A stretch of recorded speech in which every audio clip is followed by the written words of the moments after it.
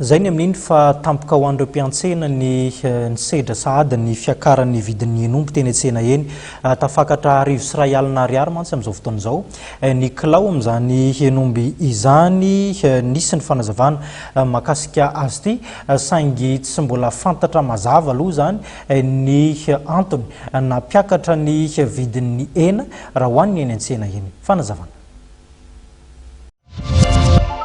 Niakatra R1,000 indray ny kilaon'ny enomby eny an-tsena nanomboka androany. R1,000 ny kilaon'ny enomby etsy Analakely raha toa ka mbola R1,000 izany nandritra iny herinandro iny. R2,000 kosa ny iray kilao amin'ny nofon-kena sy ny toton-kena. Fiakarana izay tsy fantatra ny antony hatreto raha ny fanazavana ny entin'ny mpivarotra iray etsy amin'ny pavion Analakely.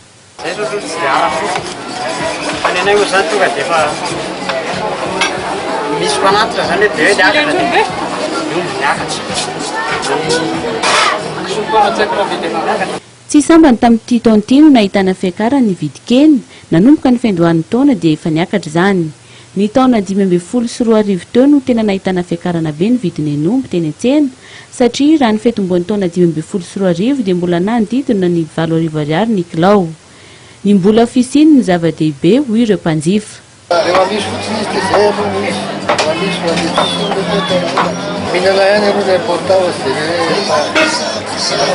Betsaka ihany koa ireo sendranay no nilaza fa hatampoka izao fiakarana izao. Tsy maintsy mihena indray izany ny lanjan'ny hena vidiana ho hiatrany ireo mpanjifa. Mitaraina araka izany izy ireo fa tsy ny hena ihany no miakatra fa na ireo kojakoja ilaina andavanandro aza dia tsy mitsaha miaka bidy.